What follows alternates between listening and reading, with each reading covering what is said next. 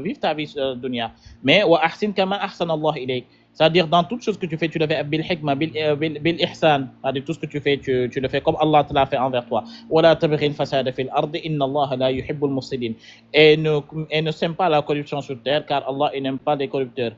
قال إنما أوتيته على علم عندي أولم يعلم أن الله قد أهلك من قبله من القرون. N'as-tu pas vu que Dieu il a détruit avant toi des villes man huwa ashaddu minhu quwwatan wa aktharu jama'a. Ils étaient beaucoup plus forts que vous et ils étaient beaucoup plus nombreux que vous. Wala tus'alu an zunubihim al-mujrimun. Alors ne m'interroge plus toi le prophète au sujet des injustes. فخرج على قومه في زينته. Alors Qarun il est sorti du peuple de Moussa parce que lui il a dit à Moussa que celui-ci faisait de l'adultère. Il a insulté le prophète Moussa. قال الذين يريدون الحياة الدنيا. Ceux qui étaient parmi du peuple de Moussa, ils disaient يا ليت لنا مثل ما أوتي قارون إنه لذو حظ عظيم. Si j'avais su, j'aurais bien aimé que Dieu qu'il me donne ce qu'il a donné à, c'est-à-dire les envieux quoi. C'est comme par exemple quand tu vois la vie de Chris Brown, quand j'étais jeune, je me rappelle Beyoncé, ils avaient de belles voitures, je me dis j'aurais bien aimé être à la place, etc. Bref. Il dit إنه لذو حظ عظيم. وقال الذين أوتوا العلم. À ceux qu'Allah a donné la science, ويلكم, ils diront je préfère m'écarter. Sawabullahu khayrun, ce que Dieu m'a donné, khayrun c'est mieux, liman amana pour ceux qui croient, wa amila saliha, wa la yulaqaha illa as-sabirun. Et il dit fa khasafna bihi wa bidarihi al-ard. C'est-à-dire Dieu, le peuple de Qarun, Dieu les a engloutis. Dieu les a engloutis. Tu comprends? Il les a engloutis. Et à la fin des temps, il restera Sharrul Bariyah, les pires créatures.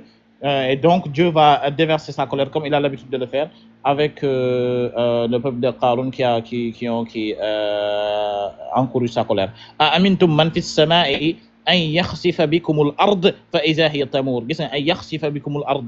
Êtes-vous à l'abri de celui qui est aux cieux et qu'il ne fasse pas s'enfoncer la terre sur vous? Ah, donc tu vois les trois engloutissements.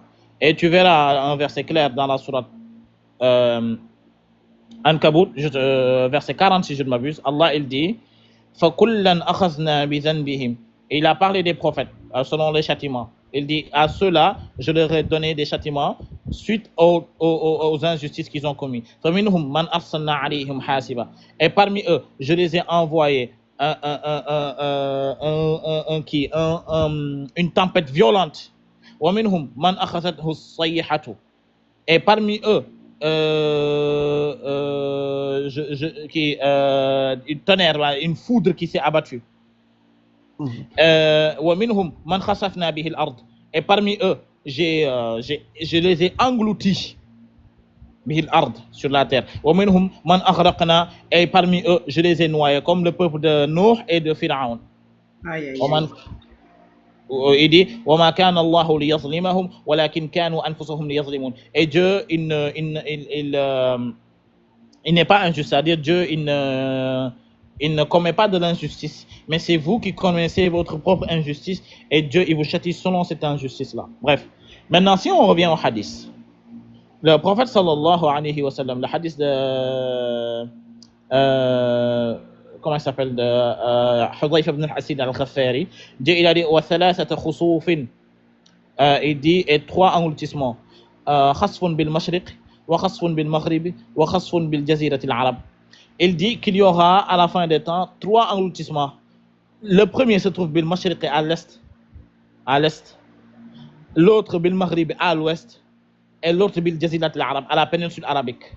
Donc c'est à dire que il y aura à l'est, à l'ouest et à la péninsule arabique, le Moyen-Orient, une partie qui va disparaître totalement de la surface de la terre. C'est-à-dire l'eau va carrément manger ça, jusqu'à ce que certains habitants vont dire mais attends, l'Arabie Saoudite, c'est, par exemple, je donne un exemple, l'Arabie Saoudite c'était là, non?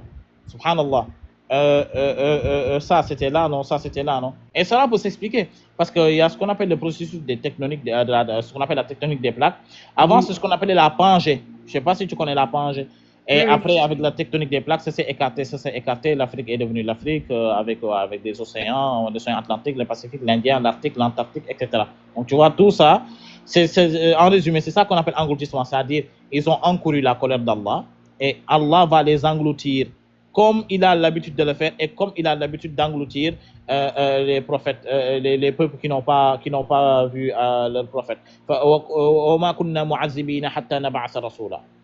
Comme Dieu il est dit dans un verset coranique. Et même Dieu il dit, le prophète sallallahu alayhi wa sallam du moins, il dit dans un hadith de Muslim, je ne sais plus si c'est 2286 ou 2287 ou 2288, Jésus. Le prophète il dit, Inna Allah azza wa jalla, iza arada rahmata ummatin an ibadihi. Il dit quoi? Attends, j'ai appuyé sur le précédent. وقبض نبيها قبلها وجعله لها فريطا وصرفا بين يديها وإذا أراد هلكها أمة qu'est-ce qu'il fait عذبها ونبيها حي tu as vu وأهلكها وهو ينظر فأقر عينه les écritures sont assez petites بهلكتها حين كذبوه وعصوا أمره.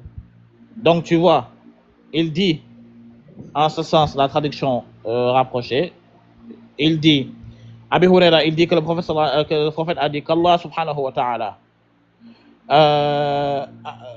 lorsqu'il appelle, lorsqu'il veut du bien pour sa umma, il tue leur prophète. Il tue leur prophète. Il tue leur prophète. Et eux, le prophète n'étant pas là, il y aura toujours ceux qui ont al-qawi bil iman. Ils vont essayer de renaître la sunna ou bien les commandements de ce prophète-là, de telle sorte qu'on puisse s'ancrer dans la religion davantage. Et lorsqu'il veut détruire une umma, il la punit pendant que son prophète est encore en vie et il le détruit sous ses yeux, sous les yeux du prophète en tant que tel, comme il a fait avec l'autre, comme il a fait avec Nuh, comme il a fait avec Moussa, etc., etc., etc. C'était sous les yeux de Moussa, sous les yeux de l'autre, sous les yeux. Maintenant, à la fin des temps, il n'y aura pas de prophète. Mais, al-ulama wa rasatul anbiya, il y aura toujours des savants qui sont là, qui vont essayer d'inciter les gens au bien, mais ils ne vont pas vouloir les écouter. Et Allah va les engloutir comme il a l'habitude de faire. Donc, en grosso modo, sache que l'engloutissement, c'est le fait qu'une surface géographique disparaît totalement de la surface de la Terre. C'est comme si tu dirais que l'eau va avaler cette zone géographique. L'eau va avaler cette zone géographique. Donc, en grosso modo, c'est ça qu'on appelle les trois engloutissements. Et le prophète a dit un au nord, un à l'est, l'autre à l'ouest, et l'autre dans la péninsule arabique. Donc, bil jazirat al-arab. Donc, c'est ça, en grosso modo.